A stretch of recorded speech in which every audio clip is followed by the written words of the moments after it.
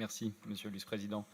Si vous m'autorisez, juste un très court mot avant de parler de la filière équine pour répondre à ma collègue d'extrême droite qui s'est permis tout à l'heure de montrer du doigt ma commune de Saint-Étienne-du-Rouvray sans la connaître, en ayant une pensée collective ce soir de reconnaissance à José Sagy, qui est président de l'Office de diffusion et d'information artistique de Normandie, qui s'appelle l'ODIA, et un grand monsieur de la culture qui reçoit au moment où nous parlons les insignes de chevalier de l'Ordre national du mérite.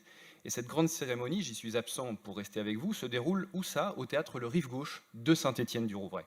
Comme quoi, un fait divers aussi dramatique et honteux soit-il n'effacera pas nos actions publiques puissantes, d'ailleurs tous ensemble, chers collègues de la majorité, pour un meilleur quotidien culturel et d'éducation des habitants, puisque dans le cadre de la politique de la ville, nous allons construire une grande médiathèque au sein du quartier populaire du Château-Blanc.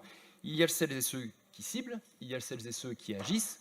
Comme aurait dit un ancien président de région, il y a les diseux et il y a les faiseux. Monsieur le Président, chers collègues, venez chez moi, monsieur, vous inquiétez pas, je vous ferai visiter la ville, elle est très sympathique. Monsieur le Président, chers collègues, l'équitation est le 3e sport français en nombre de licenciés. La Normandie est une référence, que ce soit en nombre de chevaux, en équipement et lieux de pratique, centre équestre, lieux d'élevage ou clinique. L'équitation a 2 images qui lui collent à la peau. La course d'un côté, avec ses paris et ses millions engrangés pour quelques-uns, mais aussi le peu d'accessibilité populaire d'un sport pourtant très complet et aux effets très bénéfiques dans de nombreux domaines. Je connais personnellement ce monde, dans ce qu'il y a de plus sain, de plus humain, les lieux associatifs et les clubs de petits propriétaires en saut d'obstacles ou en dressage, loin des milliardaires.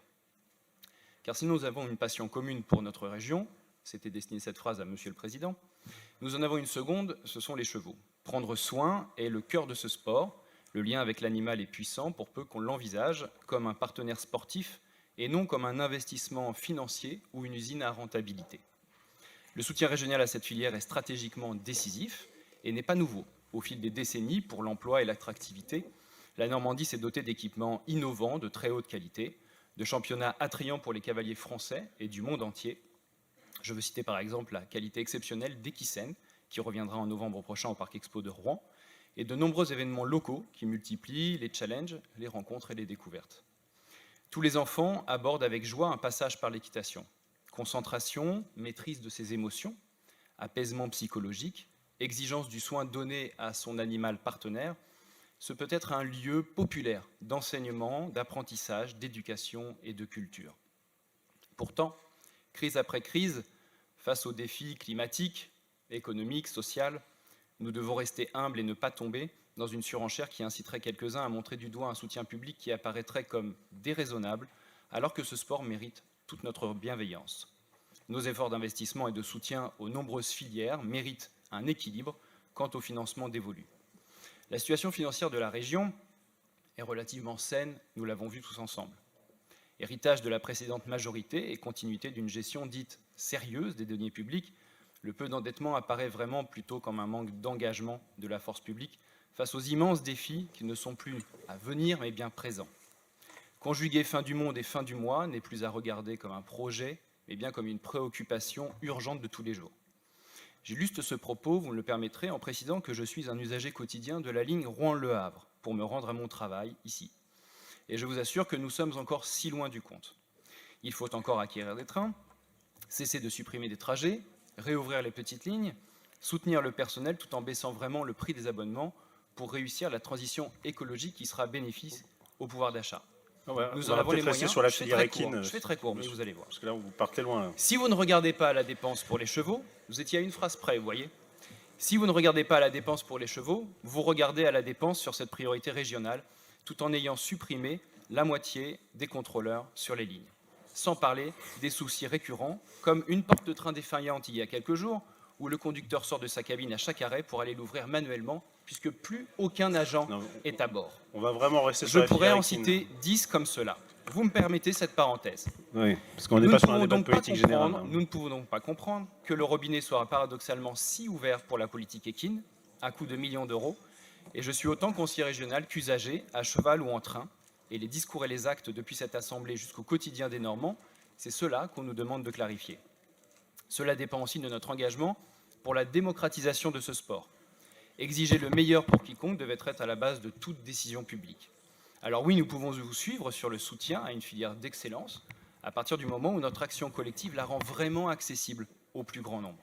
C'est le fondement de tout engagement, certes, d'une gauche ambitieuse et populaire. Sur vos 5 chapitres de cette politique équine, l'esprit de décision la restreint encore à celles et ceux qui en sont le plus proches et aux propriétaires privés, surtout les gros propriétaires, pour qui l'argent va toujours à l'argent, et les subventions aux gros investissements. La conditionnalité des aides peut aussi s'appliquer dans le monde équin.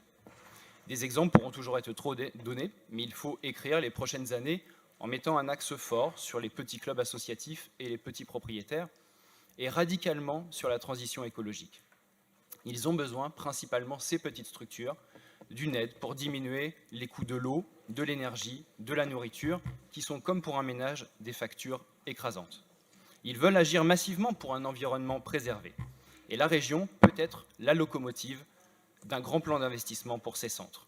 Alors plutôt que d'accompagner, par exemple, un chèque aux propriétaires des sels français, même si j'adore cette race, 7000 naissent chaque année en France, nous pourrions faire autre chose. Soit la région est en pleine forme financière, et dans ce cas, le soutien massif à cette filière d'excellence comme le cheval peut s'entendre, si et seulement si toutes nos autres politiques sont dotées proportionnellement d'autant d'attention. J'ajoute à cette liste tout à fait sérieuse mon lycée Stéphanais du Corbusier, qui a bien besoin d'un grand soutien. Ou alors il faut ménager nos dépenses, comme vous le faites pour les transports, et dans ce cas, il faut aussi se modérer pour notre engagement dans d'autres sujets comme l'équitation.